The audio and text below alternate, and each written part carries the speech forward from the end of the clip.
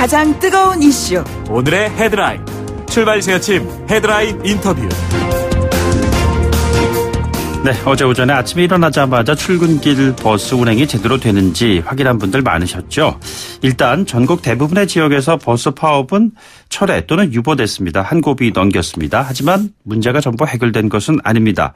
수십 년간 큰 밑그림이 없이 운영되고 있던 버스 체계의 누적된 문제, 그 가운데 대표적인 것이 버스의 준공영제라는 문제입니다. 이번 버스 대란을 계기로요, 버스 체제를 어떻게 정비해야 할지 한번 고민해 보도록 하겠습니다. 이영수 사회공공연구원 연구위원 자리에 함께하셨습니다. 위원님 어서 오십시오. 안녕하세요. 네, 이번 그 버스 대란 사태를 목전에 두고 버스 준공영제라는 이야기가 참 많이 나온 것 같습니다. 청취자분들을 위해서 아주 쉽게 좀 설명을 부탁드리겠습니다. 사실 그 버스 준공영제라는 것은 이제 표준 운송원가를 통해서 시가 이제 버스 사업자들한테 모든 운영 비용을 보장해주면서 이제 경영을 안정화시키는 조건으로 해서 노선 조정을 좀 원활히 할 수 있는 제도입니다. 네네. 그러니까 이전에는 버스 업체들이 수익을 올려야 되기 때문에 항공 노선의 운영에 집중이 됐다면 시가 이제 모든 운영 비용을 다 이제 보존을 해주니까 아무래도 이 노선을 조정하는 데 있어서 상당히 효율적으로 그 정부가 주도할 수 있었던 거죠. 그러니까 정부가 주도를 하는 조건이지만 그렇게 되는 상황을 만들기 위해서 버스 회사에서 예산을 지원받는 것이잖아요. 네. 어느 정도 예산을 지원하는 것입니까? 서울 같은 경우에는 연간 한 3천억 정도의 지원이 되고 있고요. 서울이 준공영제가 지난 2004년부터 시작했습니다. 그러면 연간 얼마씩이요? 좀 편차는 있는데 3천억 정도고. 그러면은 지금까지는 한 3조 원 넘게 투자를 한 걸로 저는 알고 있습니다. 아, 그렇습니까? 한 3조 원 넘게 이제 예산 지원을 통해서 서울 시내에 버스들이 운행이 되고 있었던 것이고, 그렇죠. 뭐 황금 노선이든 또 황금 노선이 아닌 곳이든 시민들이 그 버스를 이제 타고 다니신 거예요, 그동안. 그렇죠. 근데 지금 이 문제가 자꾸 제기되는 이유는 무엇입니까? 아무래도 이런 보조금이 이제 많이 누수되고 있다는 그런 의혹들이 많은 것 같습니다. 뭐 사립 유치원하고 좀 비슷한 부분이 있는데요. 네네. 제가 이 부분에서 좀 조사도 했었는데 2014년도에 서울시에서 내려준 임원인건비보다 그 임원인건비 외 연봉이 한 130억 정도가 더 많이 가져간 걸로 되어 있거든요. 그러니까 서울시에서는 예를 들어서 그 임원인건비로 돈을 줬는데 실제로 그 회사 내에서의 이제 임원분들이 전체적으로 65개 회사에서 한 130억 정도 더 많이 가져가신 거죠. 예. 아, 그러니까 그 준공영제 실시로 이제 지자체 서울시에서 예산 지원을 한 버스 회사들이 그 부분을 다시 말해서 그 버스 요금을 통해서 받는 돈의 부족한 부분을 예산으로 받았는데 그 예산을 이제 어떤 식으로 썼느냐의 부분이잖아요. 그런데 그것이 임원 인건비로 해서 나간 돈의 액수가 그 정도로 크다는 말씀이세요? 그러니까 서울시에서 예를 들어서 임원 인건비로 한 5천만 원을 쓰라고 이렇게 줬는데 뭐 한 두세 배 정도를 실제로 더 받아 가신 거죠. 근데 그게 가능한 이유가 표준 운송원가에 보면 이 이제 운전자 인건비라든지 유류비는 이제 실비 정산을 해주는데 나머지 뭐 가래지 인건비라든지 정비비들은 이제 단가 방식으로 해서 그냥 대당으로 이렇게 돈이 나가는 돈이 나가는 건데 실제로 회사에서 그 돈을 받아서 다 그 받은 돈을 다 쓰지 않고 나머지 좀 남겨서 그 부분을 이제 전용해서 임원 인건비를 쓰기도 했고 그리고 예를 들어서 뭐 한 명 정도를 임원 인건비로 이제 고용하라고 이렇게 서울시 얘기를 했는데 임의적으로 이제 회사들에서 뭐 두세 명 정도를 고용. 그래서 뭐 좀 최근에 뭐 계속 논란이 되는 게 이제 친인척들을 좀 더 많이 고용하면서 이제 임원 인건비가 많이 이제 뛰어 올라온 거죠. 그래서 이런 부분에서 좀 이 불투명하고 의혹이 있으니까 전체적으로 표준 운송원가가 과대 계상이 되어 있지 않냐는 저는 지적이 많은 거죠. 지금 이 같은 그 문제가 발생한 준공영제가 실시되고 있는 지역을 대표적으로 본 서울시가 있을 거고요. 자, 부산 그렇습니까? 그러니까 지금 울산을 제외한 모든 대도시가 운영하고 있고 제주도 광역시는 그리고 제주도도 포함되어 있는데 제가 보기에는 지금 다른 지역들이 다 서울을 모델로 해서 했기 때문에 다 비슷한 문제를 안고 있습니다. 그렇다면은 이번에 가장 문제가 됐던 지역 가운데 하나가 준공영제를 도입해야 한다 했던 곳이 경기도잖아요. 경기도 같은 경우에는 1,300만이 지금 거주하고 있는 시민의 발이 정말 중요한 버스가 참 필요한 그런 곳인데 준공영제 실시가 일부만 되고 있다고 지금 그러잖아요. 지금 이제 도에서 권한이 있는 그 경기도 광역버스 같은 경우에는 중공영제가 도입이 됐을 거고요. 네. 나머지 시내버스는 이 이제 시군이 이제 그 면허권을 가지고 있고 운영하기 때문에 아직 그쪽은 이제 도입이 안 되고 있죠. 네네. 네. 대체로 보면은 도입이 안 되고 있는 대상인 시내버스가 거의 대부분이라고 보면 되겠죠. 아무래도 뭐 시군이 재정이 열악한 상태에서 중공영제 도입하게 되면 보통 한 2배에서 4배 정도의 보조금이 뛰기 때문에 감당하기 어려운 부분이 있는 거죠. 그렇다면 보조금을 이제 지급하는 데서 오는 문제점에 대한 지적을 해 주셨는데 이런 보조금이 제대로 쓰이고 있나를 감독하는 그러한 기구는 없습니까?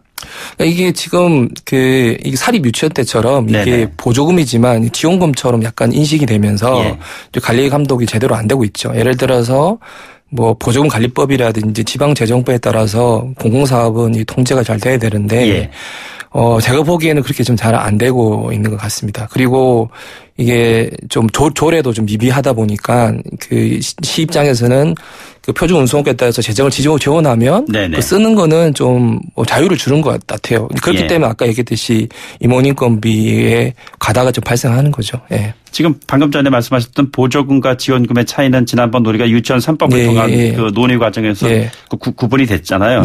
그 감사를 제대로 받을 수 있는 영역이냐 그렇지 않은 영역이냐 이런 부분인데 그렇다면은 이 준공영제 실시를 앞두고 우리가 가장 시급하게 선결해야 되는 문제는 어떤 것들이 있는 것이죠? 저는 이 법률적으로 확실히 이 보조금으로서 이 위상에 가진 사업으로서 뭐 지방재정법이라든지 보조금관리법에 의해서 감사를 받고 통제를 받고 그리고 이제 시의회나 시민들의 감시를 제대로 받을 수 있는 이가 돼야 되는데 제가 보기에는 실제로 그렇게 좀 안 되고 있는 것 같고요. 예. 조례로 지금 규정할 수 있다는 말씀이시잖아요. 근데 이제 조례가 있긴 있는데 지금 버스 중공영제를 하면서 사업주하고 시가 맺은 협약이 있거든요. 실시 협약이 있는데 이 협약에 침해하는 조례를 제정할 수 없다는 얘기를 저는 또 들었었어요. 그리고 제가 직접 이 변호사님들한테 물어봤을 때 이것이 이제 사인 간의 계약의 성격이 있을 수 있기 때문에 좀 이 사업주들이 이익을 침해하는 조례가 좀 쉽지 않겠다 뭐 이런 얘기도 좀 들렸거든요. 그러니까 이게 제가 뭐 법률 전문가는 아니지만 제가 이 공무원들이라든지 여러 전문가들한테 좀 자문 구했을 때 법률적으로 모호한 부분이 있기 때문에 이 부분을 좀 명확하게 해야 된다는 얘기를 많이 들었습니다. 결국에는 그 지자체의 보조금 지원이라는 것이 원활한 버스 체계의 구축 그리고 결국엔 최종적으로는 시민들을 위한 것이 되어야 할 텐데 그것이 자칫 사업주 내지는 사업주에 준하는 임원들 또 이런 사람들을 위한 곳으로 전락이 된다면은 참으로 심각한 문제 아니겠습니까? 그러니까 저희들의 이제 뭐 혈세를 통해서 운영이 되기 때문에 그 돈을 투자된 만큼 효과를 얻기 위해서는 정말 이 재정이 효과적으로 또 이 투명하게 운영이 돼야 되는데 지금의 버스 중공영제는 그러지 못한 부분이 분명히 있습니다. 그래서 이런 부분들을 좀 법률적으로 그리고 제도적으로 완비한 상태에서 좀 진행이 돼야 되겠죠. 준공영제 실시라는 것이 결국엔 최종적으로 돈이 있느냐 없느냐에 따라서 실현할 수 있느냐 없느냐의 문제일 텐데요. 지자체는 각 해당 지자체마다 재정 자립도가 다 다를 것이고요. 서울시 같은 경우에는 뭐 돈이 많은 지자체니까 한다고 치는데 경기도는 상대적으로 돈이 많지 않아서 못한다고 한다면 중앙정부의 지원이 뒤따르지 않으면 어려울 텐데 이 문제는 어떻게 풀어야 되는 겁니까? 어쨌든 버스는 이제 친환경 대중교통수단이고 앞으로의 우리가 투자해야 할 대상이기 때문에 지금 정부의 논리처럼 지방 사무이기 때문에 우리는 투자를 안 한다는 논리는 상당히 저는 좀 후지다고 생각이 들고 앞으로 이제 버스에 대해 투자를 많이 늘려야 되는데 그러면 재원의 문제일 수 있겠지 않습니까? 근데 지금 다 알다시피 우리나라에서 연간 도로에 한 8조 정도의 이 건설에 투자가 되는데 저는 그 부분에서 조금이라도 좀 더 대중교통 투자로 돌린다면 저는 충분히 시민들의 부담이 덜 된 상태에서 이 투자를 더 할 수 있다고 생각됩니다. 그러니까 저는 중앙정부에서 돈이 없는 게 아니라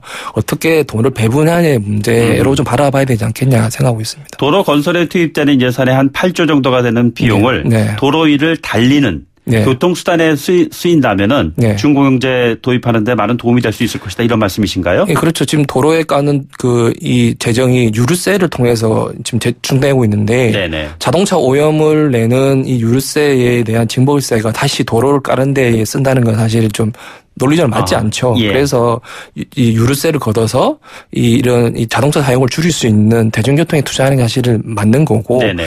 그렇기 위해서는 지금 중앙정부가 이 돈이 없다는 게 아니라 이 어떻게 돈을 좀 재정을 배분할지에 대해서 좀 새롭게 좀 인식을 해야 될 것 같습니다. 예, 지금 저희가 그 위원님께 이 같은 질문을 드리는 것은 버스 대란이 이번에 네. 종결된 것이 아니라 앞으로 얼마든지 다시 재현될 수 있다는 그런 숙제이기 때문에 드리는 말씀이거든요. 맞습니다. 네. 그럼 중공영제, 기타 이것 말고도 버스에 시민들을 위한 발로서 운영할 수 있게 하는 숙제들은 또 다른 어떤 것들이 있을까요? 버스도 중요하지만 한 축으로 이제 지하철도 중요하는데요. 네네. 최근에 지하철에서 안전사고가 사실 많이 생기는데 이 부분이 지하철이 이제 우리 서울 같은 경우 40년이 됐기 때문에 노후화로 인해서 안전 재투자 비용이 많이 늘어나는데 지금 그 지하철은 오히려 버스보다 더 재정 투자가 더 적거든요. 그렇기 때문에 이 운영 기간이 부담을 많이 하기 때문에 이 제대로 된 안전 투자를 제대로 못 하고 있습니다. 네네. 그래서 안전하고 편리한 이 지하철을 위해서라도 지금 이제 중앙정부나 지방정부나 전략적으로 투자를 많이 해야 되는 거죠. 예. 뭐 준공용제의 개념이라는 것이 흔히 말하는 그 뭐 토지 공개념 같은 어떤 공공재로서의 어떤 이해를 전제로 하는 것이잖아요. 네, 그렇죠. 앞으로 버스 대란을 막기 위해서 위원회 입장에서 많은 연구를 하셨을 텐데 가장 큰 숙제 그리고 이걸 풀 수 있는 방법 하나씩 좀 말씀하신다면요. 그러니까 준공영제가 말 그대로 공영제의 준으로서 기능하기 위해서는 이제 공공적인 이 통제라든지 이 관리가 제대로 되어야 되는 거죠. 그리고 그런 게 이 정립이 된 상태에서 우리의 이 재정이 이제 투자되어야지만 정말로 이 공공성 있는 이제 버스 교통으로서 발전할 수 있다는 생각을 하고 있습니다. 네네. 위원으로서 지금 지내고 계시는데 지자체에서 가장 힘든 그 입장에 처해 있는 데는 어딥니까? 경기도입니까? 아무래도 지금 경기도 같은 경우에는 이제 격일제 운행 하루 일하고 하루 쉬는 형태이기 때문에 이게 주 52시간 지원이 되면 인건비가 많이 투자가 될 수밖에 없는 거죠. 그렇기 때문에 어쨌든 정부 정책이 주 52시간이고 안전한 버스 교통이라고 한다면 이 부분을 요금 인상이라든지 경기도에 책임을 전가하지 말고 적절한 이 정부의 재정이 투자가 되어야 되겠죠. 요금 인상 그리고 예산 투입 두 가지 숙제를 어떻게 풀어갈 것인가가 관건인 것 같습니다. 네, 지금까지 이영수 사회공공연구원 연구위원과 함께했습니다. 오늘 말씀 고맙습니다. 네, 감사합니다. 1부 마치고요.